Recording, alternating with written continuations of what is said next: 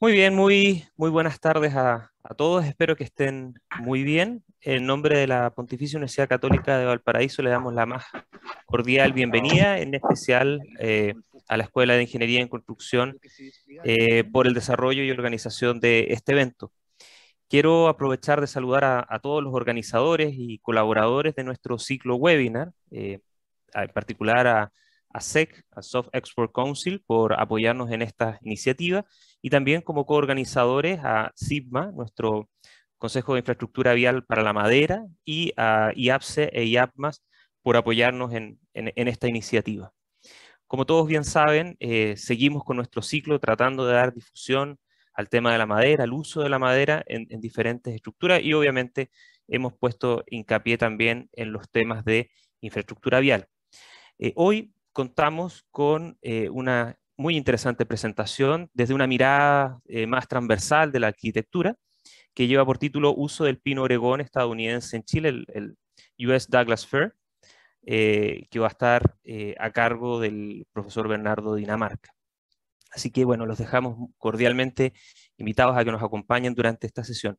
Aprovecho la instancia también para mencionarles que bueno, todas estas presentaciones serán grabadas y subidas a nuestra plataforma de la PUCB, así como también esperamos que puedan mantener los micrófonos cerrados durante la presentación y sus consultas las realicen a través del chat. Adicionalmente, quisiera mencionar que la próxima sesión del septiembre 16 será cancelada por el tema de fiestas, bueno, nuestras fiestas patrias aquí en Chile, y que obviamente les avisaremos en la reorganización, pero mantendremos el ciclo para el 23 de septiembre. Bien, dicho lo anterior, quiero dejar con ustedes a Enrique Escobar para que nos dé algunas palabras. Enrique,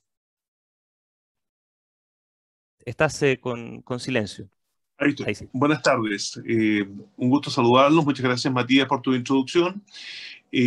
Para Soft Expert Council es un agrado estar esta tarde trabajando en el marco de esta alianza con la Pontificia Universidad Católica de Valparaíso. Y nuestros amigos de distintos lugares del país están sumando. Próximamente entrará, y no la veo, entre los asistentes Rose Braden, la presidenta desde la ciudad de Oregon, en Estados Unidos, donde el próximo mes de abril se organiza la Mass Timber Conference, que es la más importante conferencia mundial de productos de madera de alta ingeniería. El relator de hoy es el profesor Bernardo Dinamarca, arquitecto de la Universidad de Chile, académico de larga data en la Universidad eh, Arturo Prat. Bernardo es un amigo y una persona que conozco profesionalmente desde hace muchos años, y él tiene una larga trayectoria también como ha sido director del Instituto de Estudios del Patrimonio de la Universidad Arturo Prat, conociendo todo lo que es el Norte Grande. La presentación de Bernardo hoy va a versar sobre el uso de pino oregón en Chile. Cuando hablamos de pino oregón, nos referimos a una especie que en Estados Unidos se conoce como Douglas Fir.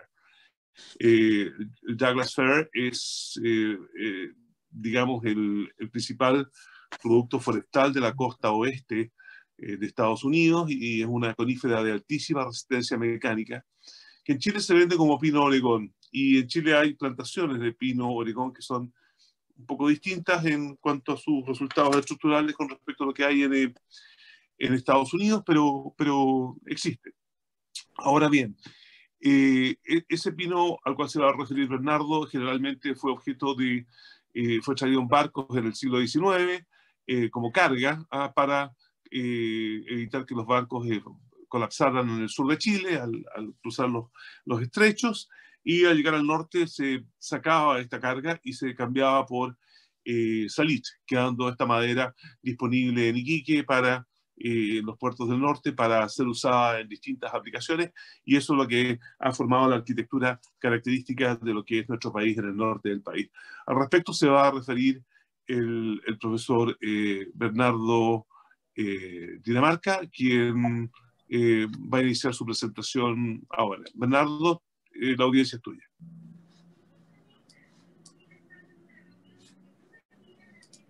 Muchas gracias, Enrique, por tus palabras y tu presentación. Quiero agradecer claramente a Enrique por esta invitación y por supuesto a la Pontificia Universidad Católica que organiza este ciclo.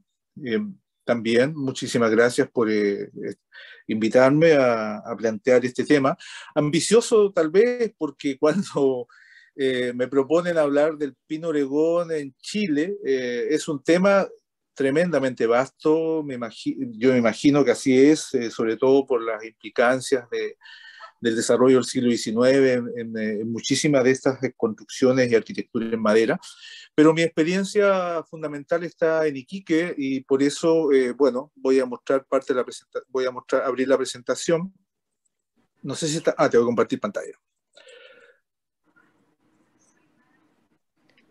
Sí, Tiare, ¿Estoy compartiendo pantalla o sí?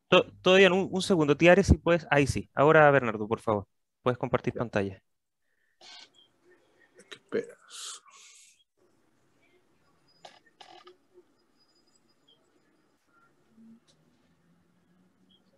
¿Dónde estoy aquí?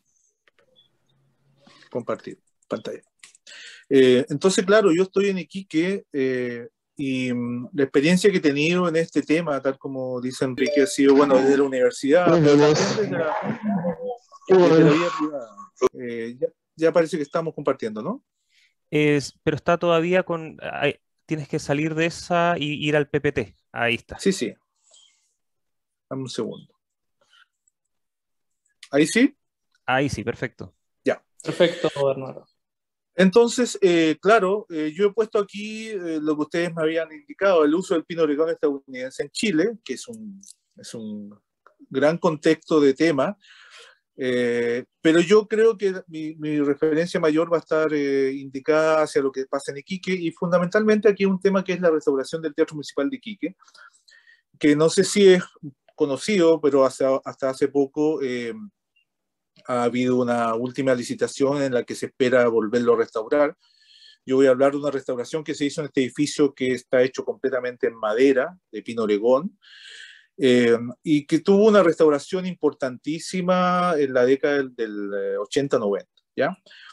Entonces, por ahí voy a enfocar mi tema. Creo súper importante, sí, hablar de esto un poco lo que decía Enrique. Iquique tiene un sistema ordenado de crecimiento, no ordenado de crecimiento, pero sí categórico de crecimiento en torno a lo que son los procesos extractivos de distintas capacidades extractivas de minerales, fundamentalmente, así como está el periodo de la plata al principio, en el año 1600, el periodo indígena, perdón, primero que trabaja, que se ve con todo el tema del guano y que siguen de alguna manera en el periodo colonial del Perú, eso se sigue haciendo y también en parte el periodo chileno. Después aparece el periodo de la plata, que también está instalado en esos tiempos, y esto va marcando de alguna manera instancias en esta geografía tan especial que es Iquique, que es esta planicie costera que se rompe contra el Farellón y que se abre al Océano Pacífico.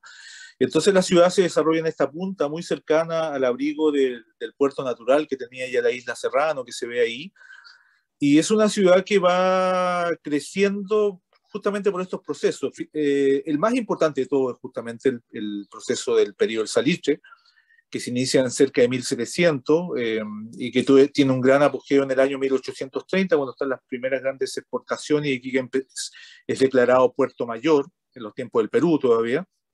Después con la ocupación chilena esto se potencia aún bastante más y en definitiva ahí la ciudad toma una expansión muy categórica en relación a los procesos de exportación del salitre. Es el salitre que junto al ferrocarril y junto a lo que vamos a ver con este elemento muy interesante que hablaba de alguna manera Enrique, el que producen que la ciudad y todo su desarrollo como ciudad y como arquitectura y como uso de este material tome un matiz como ninguna otra ciudad en Chile, y yo me atrevería también a decir de que con un valor a nivel mundial, ¿no? Son los clippers uno de los elementos más importantes, una tecnología de las más importantes que aparece en ese siglo, que permite desarrollar de una manera muy apropiada el transporte de materias primas para poder agilizar, porque el clipper significa agilidad o significa rapidez,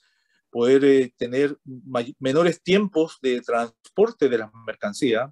Esto se denominaba también en este transporte de mercancías la carrera del salitre o también la del té, ¿no? La ruta del té, que eran fundamentalmente los principales transportes que se hacían con Europa. Habían líneas que partían expresamente en Sudamérica y conectaban por el Cabo de Hornos a Europa, pero también estaban los clippers que venían de Estados Unidos y que venían con carga y que traían para estos lugares de Sudamérica, bueno, fundamentalmente donde estaba la sacada del salitre en Iquique y en los puertos salitreros que estaban cercanos a la zona norte.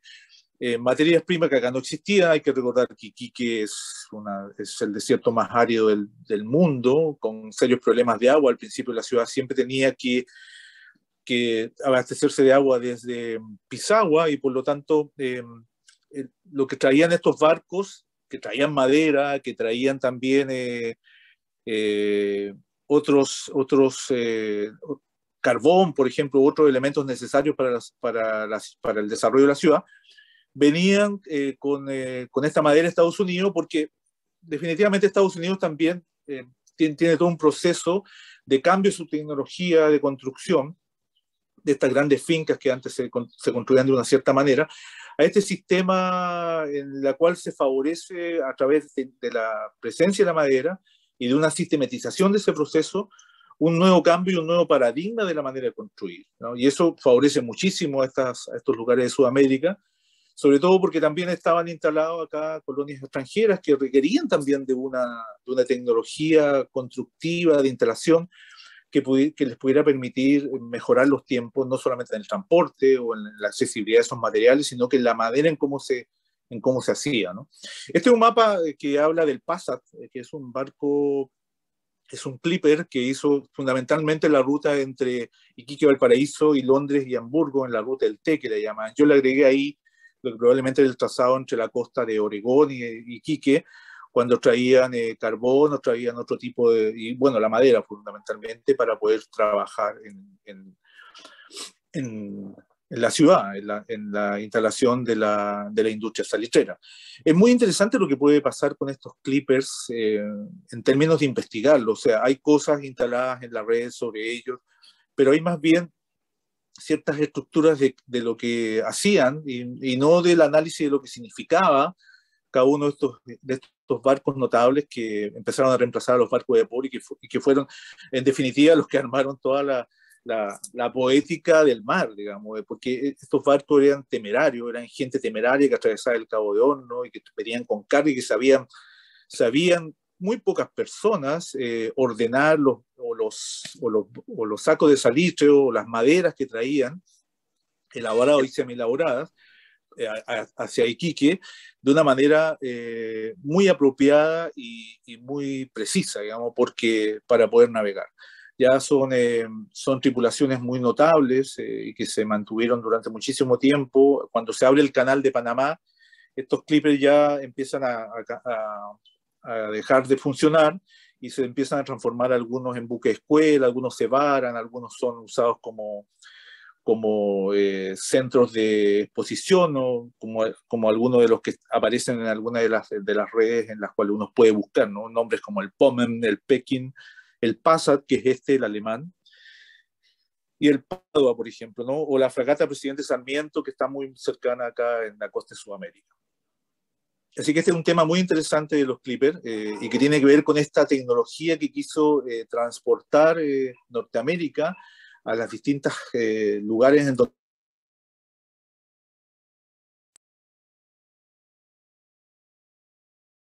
la tecnología de la madera, ¿no? Los clippers, de hecho, son barcos muy angostitos, muy livianos, hechos de casco de acero y con velámenes hechos en madera, que son muy bonitos y son de una sutileza y una ingeniería. Aquí venían los ingenieros navales, cada uno de estos barcos tenía ingenieros navales que asistían. Imagínense esta estructura que tenía que navegar por los mares y ser capaces de manejar todos los velámenes y todos los instrumentales que tenían en relación a estos grandes mástiles, ¿no? Los más comunes eran de 3 hasta 5 palos.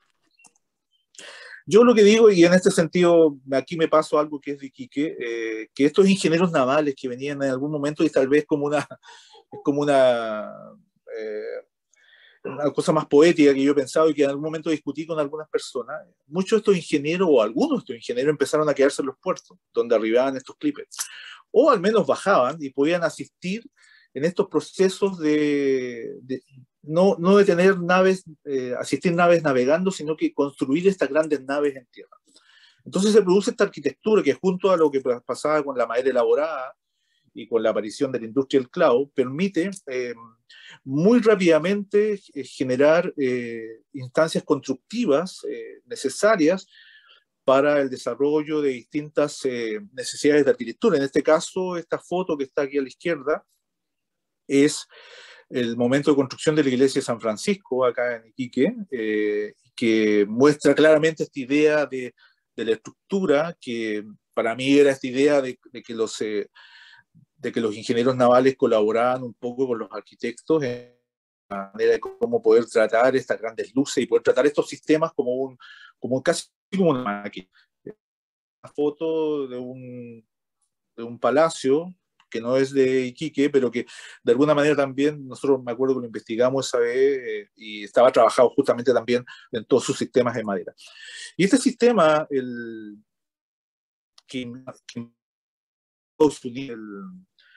balloon frame, y que empieza a reemplazar las antiguas estructuras coloniales que se hacían, permite justamente este repensamiento sobre la madera, porque es una madera que viene semi-elaborada, que viene dispuesta a ser utilizada muy rápidamente en piezas muy estandarizadas, entre las cuales las piezas de estructura también están muy estandarizadas y las piezas también de recubrimiento.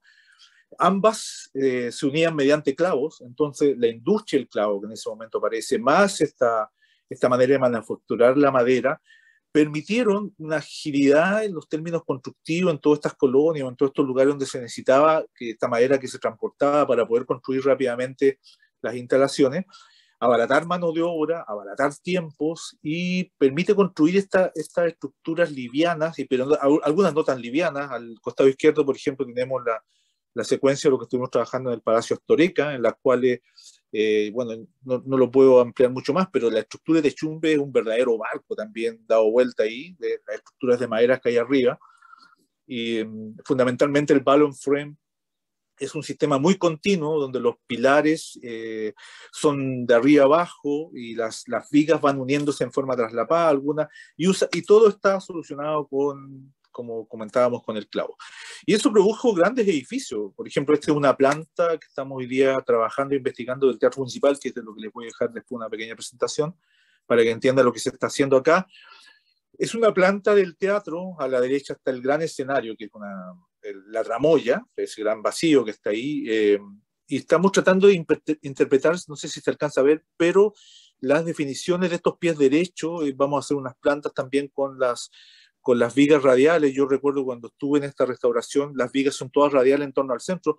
Este sistema permitía continuidad de pieza y permitía armar balcones, armar mezaninas o doble fachadas, como es característico de Iquique. ¿Ya?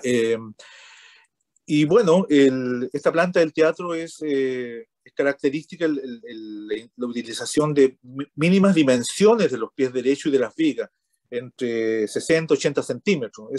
Eso permitía que el entablado, junto a este dimensionamiento de separación, hiciera una estructura muy apropiada, muy compacta y que trabajaba como un esqueleto. Es decir, si una pieza empezaba a fallar, que fue lo que pasó, por ejemplo, en este edificio, permitía a las otras asumir ciertos rangos de control de la estabilidad, ¿no? Esta es una planta del balcón. Si uno se fija en los trazados radiales de los balcones, que son parte de la platea, esos mismos trazados indican hasta ciertos puntos las direcciones de las vigas. Son todas instaladas de esa manera. Y los entablados van en un sentido perpendicular, amarrando. Es increíble la manera en cómo trabajaban estos entablados, que terminaban siendo verdaderas estructuras horizontales que permitían la capacidad de resolver algunos sentidos de dinámica, ¿no? De estabilidad dinámica. Bueno, pero también decir, estamos en el desierto, vuelvo a decirlo, estamos en el desierto más extremo del planeta, donde la solución de la madera y elemental, como lo que sucede en este cementerio de La Pampa, lo que hace es incorporarse a un sistema mundo en el cual no hay recursos y dependíamos exactamente de que nos trajeran estos recursos a través de estos sistemas de transporte, fundamentalmente de los barcos, de los clippers, que se movían por la costa. Es impresionante la cantidad de clippers que estuvieron en Iquique, en Antofagasta, hasta Caldera, si no me equivoco, por arriba y por el norte también, Arica y, bueno, fundamentalmente Pisagua, Iquique y Antofagasta por el tema del salitre. Y aquí se ve, claro, esto del recurso, ¿no? Una flor de lata, que es muy propio y muy característico de acá del norte. Aquí un poco recordar que este cambio de paradigma, de forma de construir, aparece con estos manuales prácticos de construcción que hacen de alguna manera recrear los sistemas más elementales a través de piezas únicas y que permitía casi como tener mano de obra no especializada, lo que permitía casi a cualquiera hacerse una de estas viviendas, digamos, ¿no? O trabajar armando estos sistemas, ¿no? En Iquique, por ejemplo, en alguna de las fotos que tengo de algunos de los, por ejemplo, de la recuperación histórica y comercial de Juan de Dios Ugarte y Llávar, hay varios de estos carteles que marcan en la parte comercial, por ejemplo, en el primero a la izquierda le dicen venta clavos, los famosos clavos de 6 pulgadas, que eran los clavos que se usaban en este tipo de construcciones. Un poquito más abajo, de nuevo, clavos y alambre, calamina, caña de Guayaquil, que fue muy usada en toda la construcción, también como parte de los revestimientos, cuando habían edificios de mayor envergadura, que no eran solamente entablados, la caña de Guayaquil servía para poder ocupar el hormigón pampino. Y bueno, por supuesto, aquí mensajes sobre el pino Oregón, la cantidad, Barraca Soler, la tengo ahí al medio porque fue la Barraca Soler la que se adjudicó en el año 1889 la construcción del Teatro Municipal. Y esto aparece en estas ferreterías, por lo tanto, Iquique tenía muchísimas de estas ferreterías, me imagino en otras partes del país también, más bien barracas donde se elaboraban estas piezas que estaban preparadas para poder armar muy rápidamente, ya sea con estos anuarios de construcción o con los sistemas que definía el lugar, y sin una mano de obra tan calificada, a lo mejor con la guía probablemente de algunos de los especialistas, estos que les comentaba, algunos de los barcos, incluso algunos arquitectos, empezar a trabajar este sistema y armar este sistema del balloon frame, que si uno lo entiende, es un sistema, un esqueleto que es revestido por el exorno del ornamento. Y el ornamento también venía preparado, y llegar y instalar, ¿no? Por sobre esta estructura, ahí se ve más o menos la distancia de los pies derechos, que son, como mencionaba, son continuos y son de cada 60 centímetros más o menos, ¿ya? Y bueno, con algunos sistemas de diagonales que permitían la estructuración. ¿Qué hace esto también? Este sistema del balloon frame arma una ciudad. Y esto es muy interesante porque toda la ciudad de 1907, que es un punto importante de Iquique, en términos de desarrollo, está armado, yo diría que el 80% de su edificio en madera producto de esta tecnología y producto de esta forma de manejar el sistema constructivo, ¿no? Entonces, es muy interesante decir que la madera también arma la ciudad y arma esta diferenciación de espacios. Esta es una ciudad muy equilibrada en este entonces, la ciudad de 1907, se ven unos clippers allá. A partir de ese momento, y hasta 1930, cuando empieza a decaer el salitre y con todo el proceso de desarrollo que viene después, hoy día comparamos, por ejemplo, uno de estos barcos portacontenedores con lo que eran los clippers. No tengo el gráfico, pero obviamente un portacontenedor debe ser cerca de 5 clippers. Un clipper era como 70, 80, a veces hasta más grande, 100 metros. Pero hoy día estos barcos portacontenedores que están llegando a Iquique, bueno, ya por todas partes del mundo, están llegando al mismo plano de esta ciudad histórica, que esta es la ciudad histórica, y por lo tanto el cambio de escala es brutal, digamos, ¿no? Esta ciudad que se medía con los clippers que llega y se construyó gracias a ellos en las mismas escalas, hoy día tiene un cambio bien importante en ese sentido y que bueno, no es paralelo a lo que produjo los distintos terremotos o los distintos incendios. Yo diría que también en esa condición de la ciudad que hoy día tenemos, los incendios y algunos eventos no frenaron el desarrollo. Tal vez los incendios sí permitieron un poco este trazado de separación, porque en la ciudad peruana era bastante más tortuosa.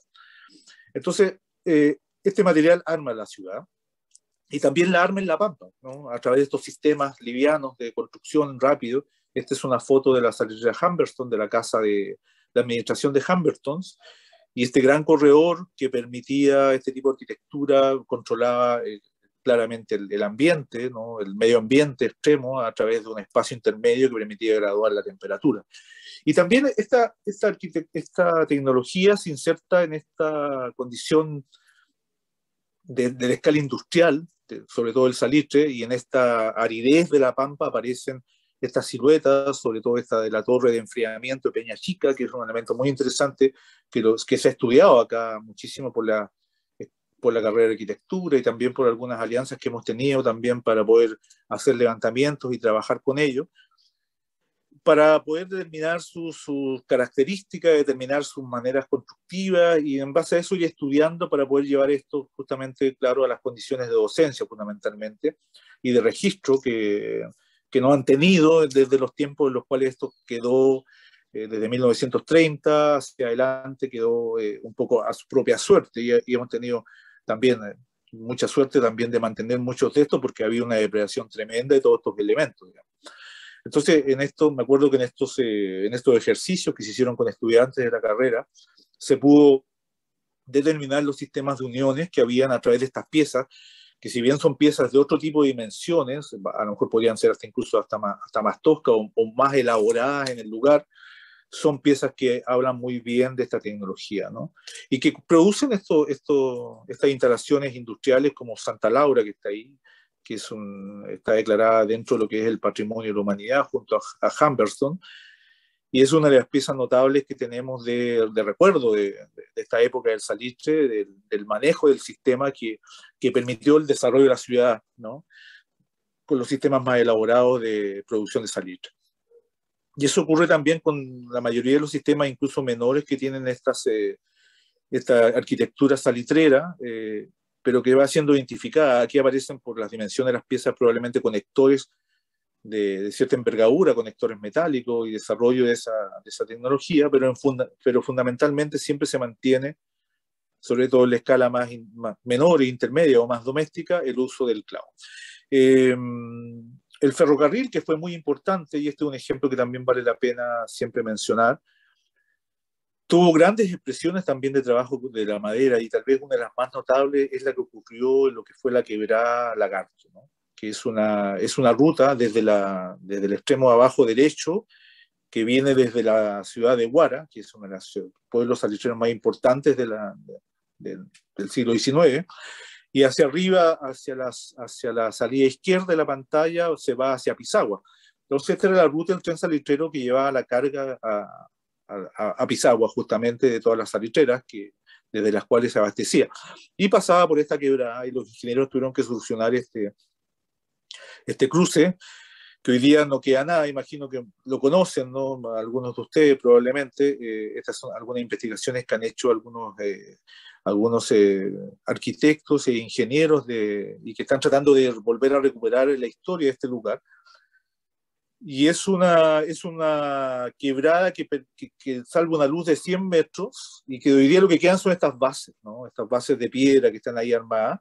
Esa es más o menos la escala y la proporción. Y abajo en la foto en blanco y negro se ve una reconstrucción de lo que fue este puente hecho en madera de Pino Oregón, y que salva esta luz de 100 metros en 3 tramos, y con una viga en celosía muy interesante y muy importante, y que si uno se imagina hoy día, si uno pudiera reconstruir esto, podría tener un valor tremendo, incluso la ocupación del espacio interior, ¿no?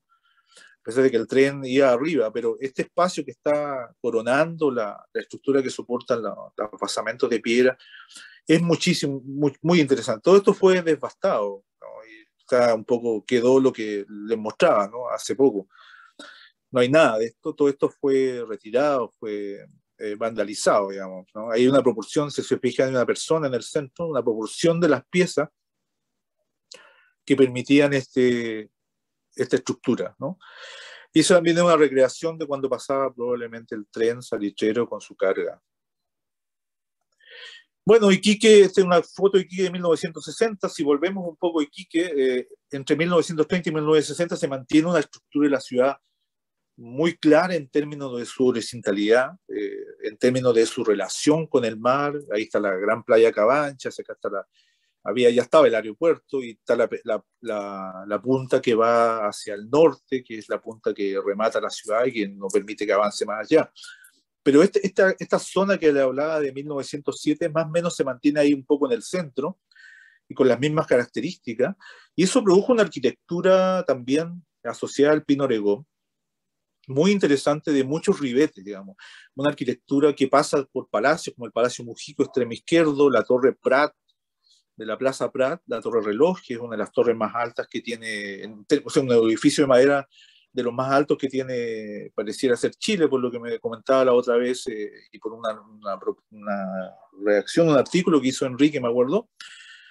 Y el Teatro Municipal, ese detalle, esos ornamentos, bueno, esta arquitectura imitaba y se adapta muy bien ese sistema constructivo a los estilos imperantes, que eran los estilos históricos.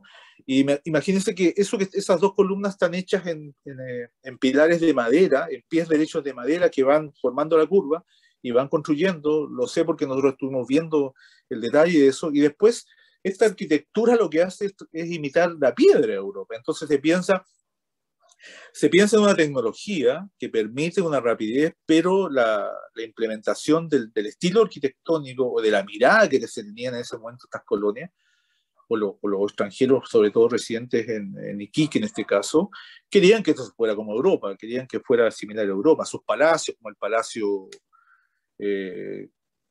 que está abajo, y la iglesia catedral, o sea, la iglesia de San Francisco. ¿Se acuerdan la primera imagen que les mostré de esa estructura de madera?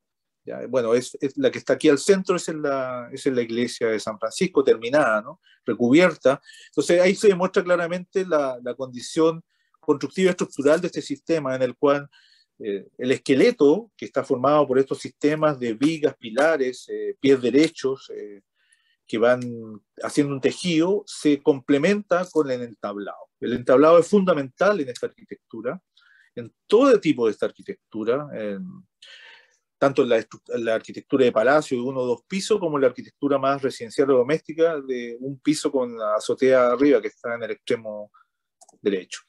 Esa es una imagen de esto que les contaba, de lo que vimos anteriormente como un gran esqueleto, y aquí está recubierto con el entablado, y lo que permite finalmente construir este sistema completo, ¿no?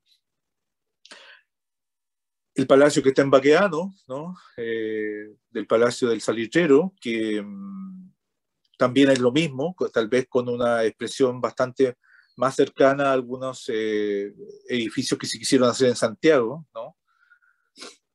Pero finalmente el sistema es exactamente el mismo. Ahí se ve un poco la estructura de Chumbre, que es una estructura muy compleja, hasta espacios como este del teatro, que logran construir una imagen que no parece justamente tratada con la madera o con estos elementos trabajados de esta manera de los puntales o los sistemas de viga o los sistemas de entablado, sino que los recubrimientos permiten imitar un poco con esta arquitectura, más aún con los ornamentos que se ponen, una arquitectura más pétrea, ¿no? Este edificio es muy bonito. Pueblos como Pisagua, son casas que hay en Pisagua, que reflejan de alguna manera claramente el sistema, los entablados fundamentalmente, sin mucha protección. Hoy día hay un daño tremendo en este tipo de estructuras e instalaciones. Pisagua es un lugar que requiere muchísima atención. Es la estación de Pisagua, justamente del tren. Hoy día ni siquiera está así, está bastante más desmantelada, pero también en el mismo sistema de Pino Oregón. Entonces, recapitulando un poco, desde una construcción muy elemental, como esta es una de las primeras casas que estaban puestas en el sector del Morro, muy básica en términos de su construcción en madera y entablado, a elementos más elaborados donde el exorno es agregado sobre esta estructura y que producen justamente otro tipo de calidad, ¿no? En el manejo de la madera y el tratamiento también de la madera. Esa casa de ahí del Morro está en muy mal estado, ¿no? Porque la madera expuesta sin pintar produce muchos daños. Hasta interiores como el de la Catedral de Iquique, que nos tocó en algún momento restaurar pictóricamente, y que también se ve esta condición en la cual el sistema constructivo y su madera está de alguna manera bajo la tutela de lo que significaba la arquitectura imperante, ¿no? Entonces, no así en Baquedano, y tal vez por eso sean elementos como ese tan sencillo como el mirador o como volver a la torre reloj, en donde uno puede reconocer el valor de esta madera o en el valor del tratamiento de la madera y del uso en la arquitectura de la madera.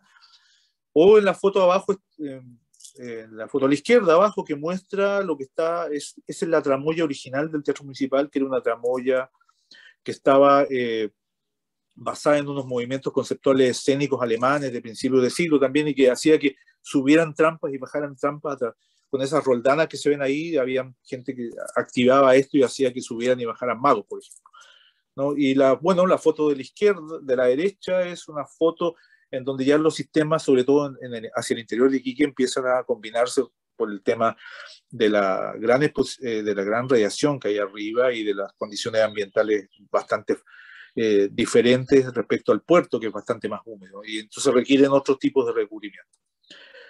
Este otro caso de un ejemplo de un edificio en madera es el edificio Granadero, que también nos tocó restaurarlo en algún momento, un edificio muy largo, muy interesante, completamente hecho en madera. Toda la cuadra que había ahí de estos edificios hacia atrás estaban hechos en madera, han ido modificándose lamentablemente. Esta es una elevación de lo que era, no tengo ninguna foto de cómo era, y bueno, también mostrarles otro ejemplo de la escala o la envergadura de la utilización de estas piezas de madera en la estación, el edificio de la ex estación del ferrocarril Salitrero, que está emplazado aquí en Iquique, en el sector de la calle de Sotomayor, y que nos tocó también como instituto en ese momento trabajar junto al Ministerio de la Cultura, las Artes y el Patrimonio en poderlo recuperar, poder ver qué podíamos hacer con este andén que en general estaba aquí ya está en un proceso de recuperación, pero el andén estaba en una situación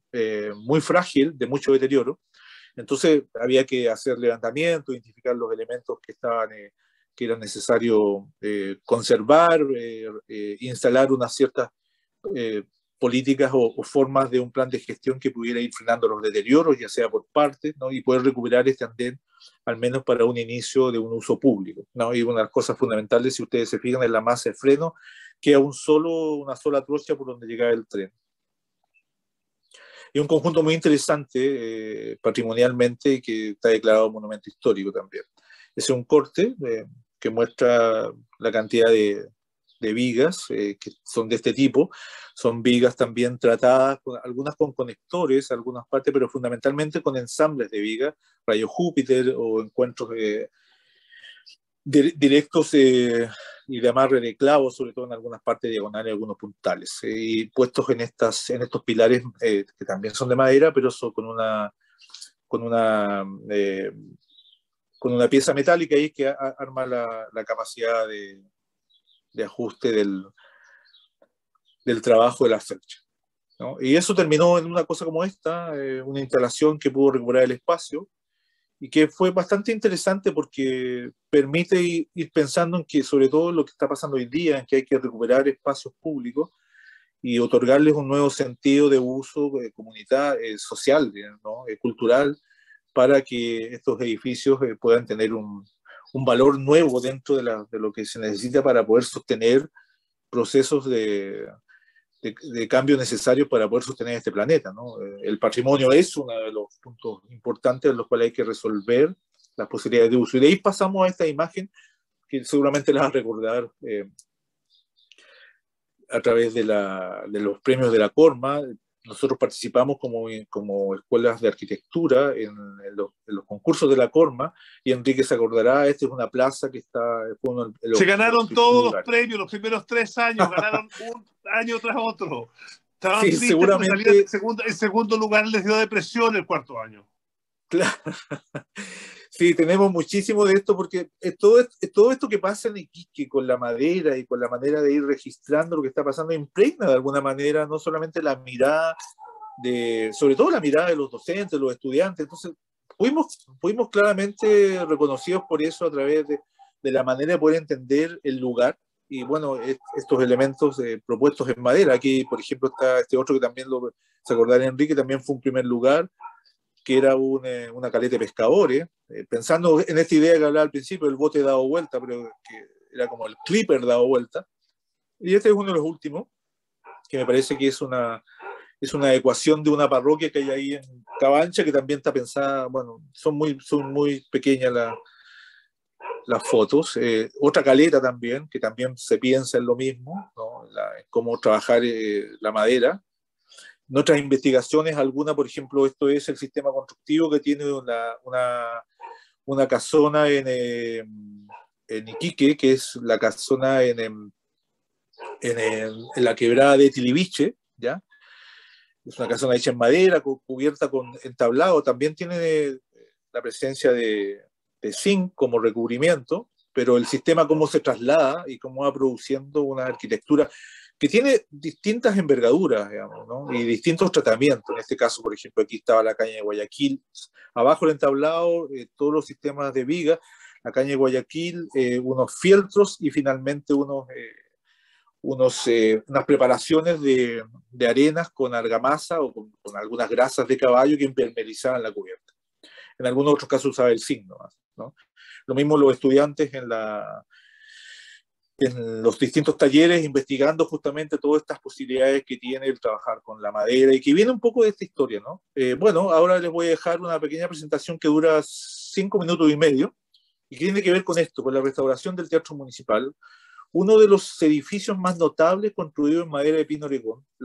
Si ustedes ven la foto de la izquierda y la comparan a la derecha, que es la foto de la fachada, se da un poco esta relación que yo hablaba, de esto que está detrás de esta implantación del estilo que busca representar una arquitectura hecha en piedra, pero que en definitiva es una arquitectura tan frágil, tan precisa, tan interesante como lo que sucede en esa foto de la derecha, que esa es la caja escénica, la tramoya del teatro, que está atrás, al final, lo van a ver después en algunas fotos que aparecen acá, y que muestra claramente esta idoneidad de este material, que permite una luz de 14 metros de altura, de 14 a 16 metros de altura, un edificio casi de 3 pisos y luces si no me equivoco, 15 metros también, salvaguardadas con estos sistemas de pies derechos, vigas y continuas y trabajadas con el sistema del balón frame.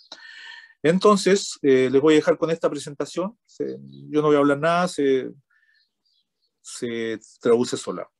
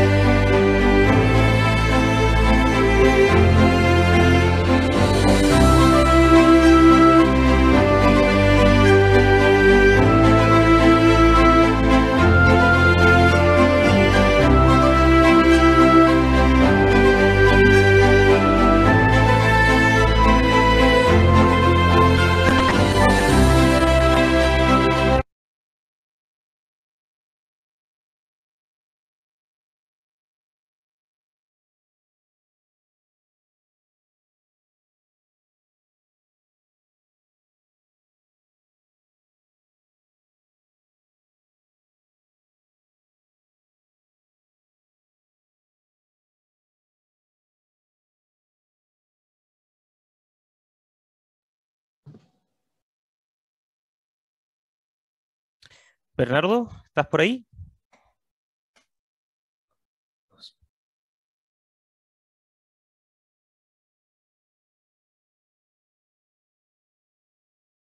Yo he terminado un poco.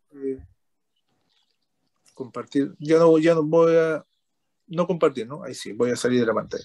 Ahí sí. Perfecto, ahí sí. Bernardo, Bueno, oye, eso fue, no era tan largo. Ok. No era tan largo como era.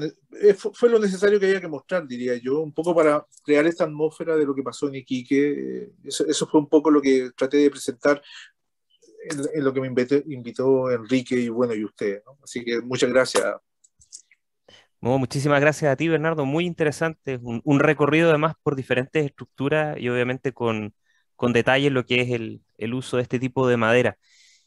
Nos quedan algunos minutos y aquí le vamos a Matías, pedir, como siempre, la paciencia. Sí, ahora mismo, Enrique, vi a Rose Sí, por ahí, sí, sí, vi a sí, Rose sí. por ahí.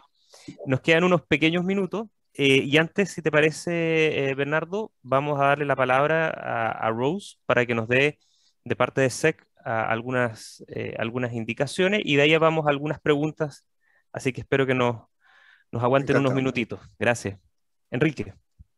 Hello, Rose. The audience is yours. We would like to hear your remarks. How are you? I'm good. How are you all? Well, a little bit colder than you. I mean, and you have been through a lot. You have had so many nature impacts in the U.S. recently. Mm? Lots of fire. Yeah, well, and wind and rain. Welcome. Me disculpa por hablar inglés en 10 segundos. My apologies for resorting to English for a while. Rose, the presentation from Professor Dinamarca has been focused extremely on Douglas fir and its use in the northernmost part of Chile. He described in detail how beautiful this can be. I will ask him the presentation. I will forward that to you because it's for SEC. I think it's remarkable. I don't think there is another country that has this history. Now I'll resort to Spanish. Software Export Council se fundamenta su actividad en torno a lo que es el pino oregón o Douglas fir, que es la especie que Bernardo ha descrito. Por lo tanto, hay un evidente calce entre el expertista, el profesor Dinamarca, y los intereses de la Asociación de Madereros de Estados Unidos, and saying that there is a perfect match between the interests of SEC and the expertise of Professor Dinamarca, who has masterfully provided us with an insightful perspective of what the north of the country is all about. Maybe next year, if you come to Edifica, we may plan a visit to those sites. That would be great. Podríamos a lo mejor hacer una visita el próximo año cuando la delegación vaya a Edifica y te visitamos, Bernardo, en el norte para que nos muestres todas esas maravillas. Encantado. I don't know. Would you like to say something, Rose, to the audience? The audience is yours. Okay. Thank you for all for joining the presentation today by Professor Dinamarca. We're pleased to have him here and sharing his expertise on the use of Douglas fir in Chile.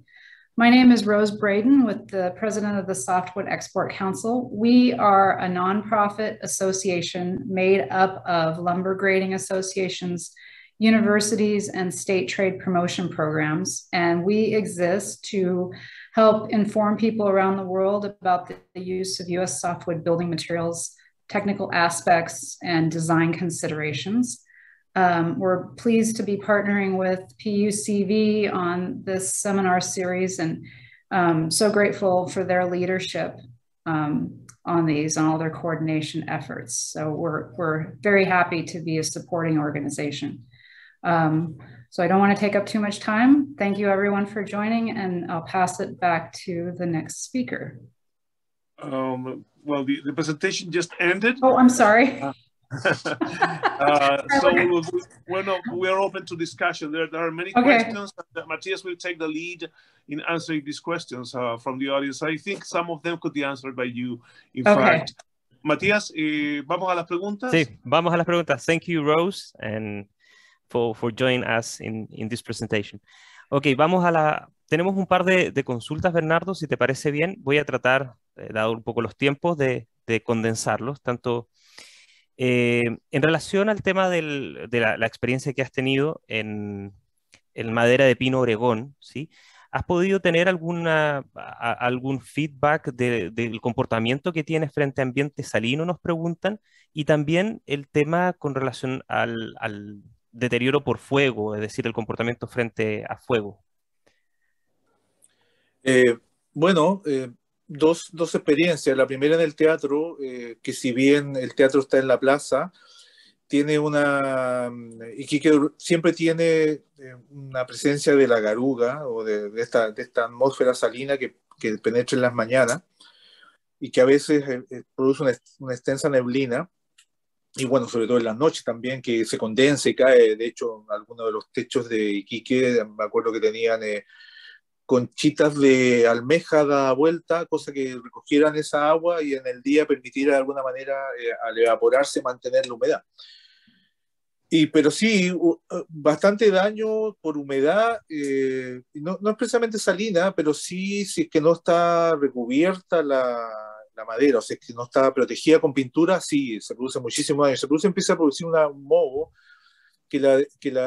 finalmente la termina afectando en términos de su color, de su capacidad incluso de textura. Entonces, la madera de pino Oregón, a pesar de lo hermosa que es como beta y que mucha gente lo que quiere es tener la madera a la vista, requiere de un proceso de pintado y eso nosotros lo vimos muchísimo en el teatro como ejemplo, en que los daños también se produjeron internamente por humedades.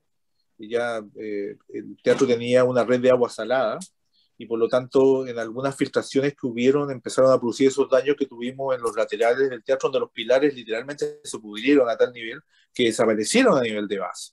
Hubo que gatearlos ahí y ponerle unos suples y unas nuevas piezas para poder recuperar la flexión de las cerchas. Y en el caso del fuego, hemos tenido ejemplos de consumo total por fuego, en realidad.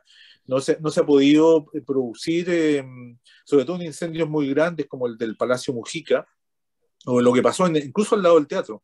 Al lado del teatro, al año de esa restauración, hubo un incendio en una residencial que consumió completamente una residencial de un edificio muy de madera, también muy típico de Iquique, y fue devastador, digamos, lo consumió completo, no hubo proceso de carbonización, porque probablemente, tal como les mencionaba, estas estructuras livianas como un esqueleto son de piezas muy singulares, 2x4, 2x6, que no alcanzan a tener ciertas escuadrillas que permitan carbonizarse, como se vio en algunas piezas de la aduana. ¿Sí? En la aduana algunas piezas mayores sí tuvieron, sobre todo los entrepisos, la aduana de Iquique, que está un poquito más allá, que también tuvo un incendio, se pudieron carbonizar algunas piezas de vigas mayores y se apagaron, digamos. Entonces, eso sí permite recuperarla.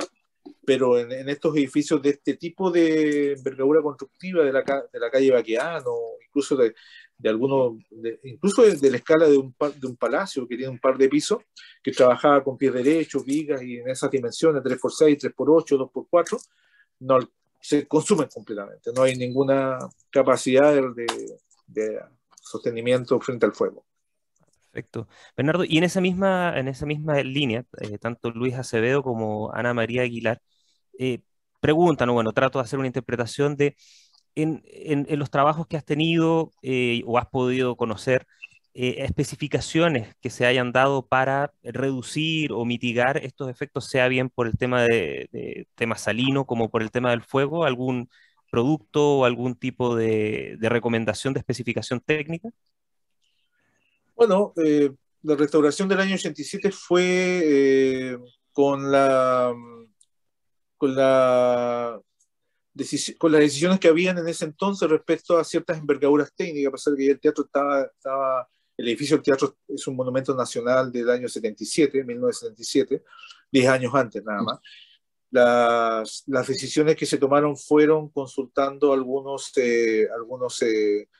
decisiones de conservación, sobre todo en los paramentos de madera, los entablados, sobre todo por temas de protección contra el medio ambiente a través de pinturas y las estructuras fundamentales, las estructuras de soporte, más bien protección contra agentes, contra xilófagos, que hay bastante en Iquique también, que ese es un tema importante también en la ciudad, el tema de los xilófagos.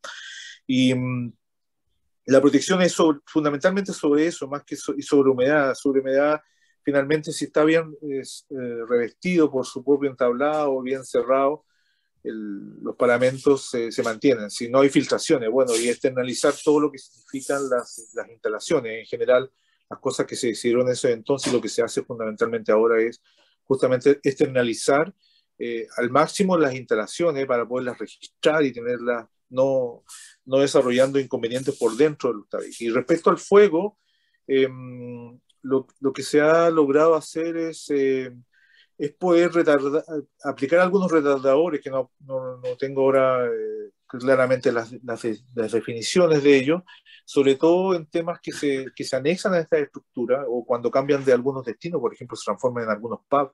En Baqueano se han transformado muchísimos pubs y han habido exigencias ahí de poder producir espacios de cortafuego a través de la incorporación de algunos recubrimientos necesarios que dan una cierta categoría de evitar la propagación del fuego. Y eso es un poco la experiencia que hemos tenido, pero es muy difícil, sobre todo, por ejemplo, en calle Baquedano, o en general en este casco histórico que vimos, poder tener como una condición técnica única, como una única acción a poder con el cual enfrentar algún riesgo de ese tipo. Aquí tiene que haber hay una complejidad de acciones que entran con bomberos, con los temas de los grifos. Yo recuerdo, por ejemplo, que el teatro, si no hubiera sido por los bomberos, que pusieron una cortina de agua de lado a lado, se hubiera quemado, digamos. Entonces, hay complejidades aquí que están aceptadas de alguna manera, en el sentido de que si se produce un fuego, los retardadores o los elementos más técnicos que hay son una parte muy mínima de la posibilidad de control del siniestro. Entonces, está más bien instalado en la manera en cómo te separas, cómo puedes aislar y cómo tienes una cierta concomitancia con los sistemas de seguridad de bomberos, por ejemplo. Súper. Bernardo, te hago una consulta ahora desde SIGMA, ¿no? Como mencionábamos, estábamos muy vinculados, muy desarrollando el tema de infraestructura vial y en general de transporte. Y el proyecto que mostrabas allí del paso ferroviario, ¿no? De la quebrada, realmente es muy, muy interesante. Quedan hoy día las cimentaciones, ¿no? Y te hago la consulta por a ver si en algún momento uno puede hacer algún tipo de sinergia al respecto. ¿Algún proyecto en el que se esté pensando para hacer esto ya no es una restauración, sino que una puesta de nuevo en valor, una reconstrucción y puesta en valor, porque sería muy interesante, no solamente por el tema de la celosía. ¿Han pensado en algo ustedes como parte del proyecto? No, la verdad que no, pero después de reunir parte de esta información y de ver algunas cosas que hay, yo creo que es muy necesario. Creo que lo que tú dices es absolutamente viable pensar en la posibilidad de reconstruir, de volver a armar eso y darle un nuevo sentido, ¿no? Sería muy, muy interesante, muy notable en realidad. Así que ahí está abierta esa posibilidad. Creo que hoy día pueden haber instancias donde podamos buscar sinergias, como dices tú, para poder buscar los caminos que sean necesarios para producir esto, ¿no? Te lo comento porque desde el punto de vista, vamos a decir, monumental y de significado, el tema de la celosía en lo que es infraestructura vial en el país tiene un renombre tremendo, desde el Mayeco, podríamos decir, hasta pensando en otras materialidades, ¿no? Entonces, perfectamente la significación que tiene una estructura en madera y bajo esas premisas de contexto que tú has mencionado, creo que es muy relevante y podría ser un aporte también desde el lado de la ingeniería. Lo dejo ahí planteado para que lo conversemos a futuro como SIGMA, ¿vale? Sí, sería muy bueno. Mira, nos quedan unos minutitos, voy a tomar un par de consultas más y les parece para que vayamos cerrando. Nos pregunta Bárbara Helwing del tema de las termitas, si es que puedes mencionar algo al respecto. Y bueno, también hay consultas ya más de tipo comercial, no sé si has tenido la oportunidad de ver qué tipos de grados y tamaños de madera serían posibles importar desde diferentes regiones, ¿no? Para poder ser utilizadas en proyectos de restauración. Bueno, el tema de las termitas, de alguna manera lo mencioné, es una de las plagas complejas de controlar en Iquique.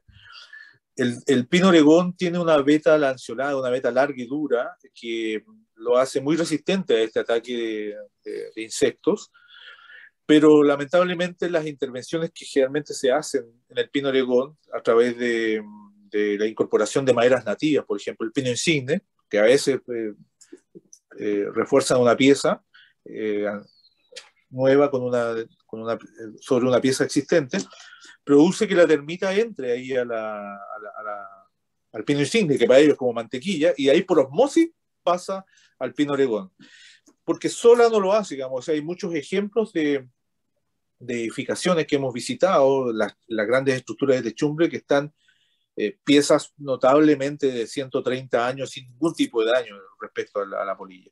Pero piezas que están cercanas a incorporación de maderas nativas, definitivamente la polilla pasa y sigue su camino, ¿no? Y eso se ha producido. Entonces el control está en la manera en cómo uno puede recuperar lo que sea necesario respecto al pino oregón, no introduciendo ningún otro tipo de madera, sino que trabajando ojalá con piezas de la misma nobleza. Y bueno, también hay una serie de tratamientos que se hacen para poder prevenir, pero en definitiva la polilla está siempre presente, digamos, hay muchísimo trabajo de fumigaciones y sanitizaciones, pero que requiere finalmente una cierta cultura de las personas que a veces tienen la necesidad de hacer instalaciones, cambios y cosas y que producen estos daños, a veces sin saberlo. ¿Ya? Y respecto al tema comercial, no mucho, digamos, en realidad aquí en Iquique no se elige la madera, justamente hay todo un tema en el cual se cerró un poco esta etapa de la arquitectura de madera porque la sociedad que la creó o el sistema que lo creó, que fue el salitre, desapareció. Entonces con ello estanca de alguna manera el proceso cultural o el proceso de socialización de la idea del lugar, digamos, ¿ya? Se pierden muchas relaciones. Y entonces Iquique hoy día está en otra realidad constructiva similar probablemente a la que hay en muchas partes de Chile.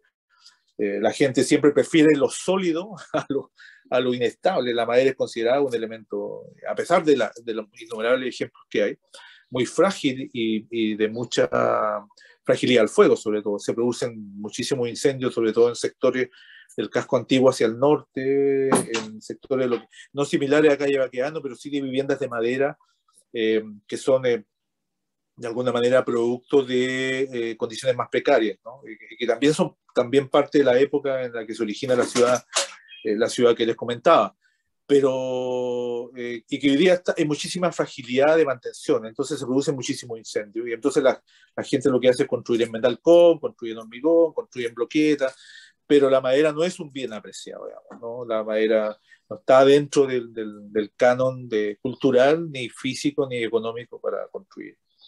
Nosotros hemos hecho sí algunos ejemplos, hemos recuperado algunas casas y hemos también introducido algunos elementos que, bueno, no lo mostré, pero no importa, en algunos hotelitos chiquititos que tratan de mantener un poco el valor de la madera, y hemos ocupado maderas nativas del sur, y maderas importantes que puedan acercarse como a equiparar algo de lo que hay acá. Perfecto. Bueno, Bernardo, se nos acaba el tiempo, pero me permito agradecerte de parte de la Pontificia Universidad Católica del Paraíso, de SEC y de todas nuestras asociaciones, tu compromiso y tu apoyo a nuestro webinar. Nos quedan algunas preguntas por allí, pero bueno, dado el tiempo, te las haremos llegar en alguna ocasión y obviamente cordialmente invitado a que nos sigas acompañando en esta aventura por Sigma y por el tema de la madera. Así que muchísimas Muchas gracias. gracias a ustedes. Les quiero leer una cosita muy chiquitita que se alcancé a leérsela, que se llama, es sobre un libro que se llama Legión América, de Andrés Belesor, en 1896, que escribe sobre Iquique, muy, muy pequeñito. Dice: las calles muy espaciosas alcanzan la misma anchura que los bulevares de París, de modo que el fuego no puede comunicarse uno frente a otro. Sus casas, casi todas de madera, tienen aires de coquetería en las mejores barrios. Sus colores frescos halagan los ojos, sus balcones vereda y sus pequeños columnas le dan la apariencia de templos de ópera. La nueva forma de vida que se genera requiere de un modelo y de un estilo para sus casas, el cual viene de Norteamérica con el pino oregón entregado con regularidad por los veleros que acuden a cargar salitre y el balloon frame que posibilita el uso rápido. Tradicional y libre de la madera disponible, racional y libre de la madera disponible, a menor costo y sin necesidad de arquitectos, ya que los manuales prácticos de construcción editados en los Estados Unidos y Europa con variadas ilustraciones, detalles y medidas difundieron el detalle de las formas clásicas adaptadas a la madera y se exportan a los puertos de la costa tropical del Pacífico Sur y de Australia. Eso fue escrito en 1896, muy bonito. Muy bonito, sí, claro, ¿no? Está muy bien y además un poco lo que tú mencionabas, ¿no? Está como proceso de industrialización, no quiero decir un hágalo usted mismo, pero sí, digamos, cómo la tecnología se vincula, digamos, con el urbanismo y que además con la protección, ¿no? Como lo mencionas. Así que muy bien, muchas gracias Bernardo también por esas palabras. Muy bien, pues. Gracias a usted, gracias a todos ustedes.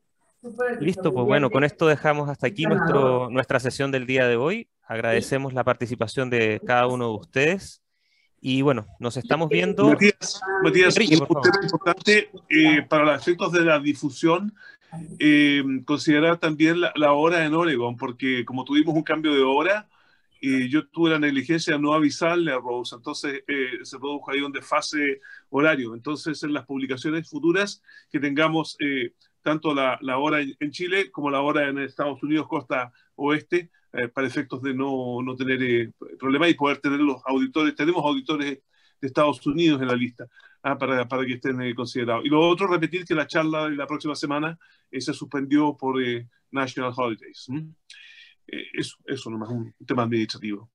Listo, pues. Entonces nos estamos viendo el próximo 23 de septiembre. Gracias a todos, gracias Bernardo, gracias Enrique. Nos seguimos viendo. Bernardo.